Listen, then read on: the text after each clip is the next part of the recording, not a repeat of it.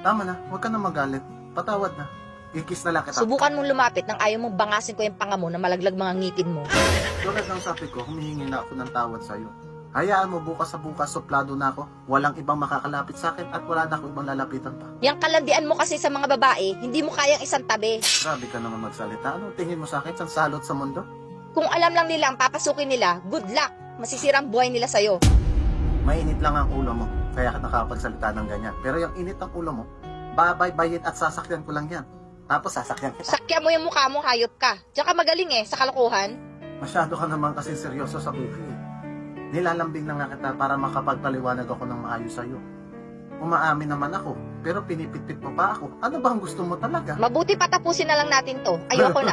Hindi maaari. Kapal ng mukha nito? Bakit hindi? Ako ang nagtanim, tapos ibang makikinabang. Ha, putang ina. Tigilan mo na ako. Ayoko na. Malis ka na. Hindi nga pwede eh. Sabi ng ayoko na Malis ka na. Nakalimot lang ako.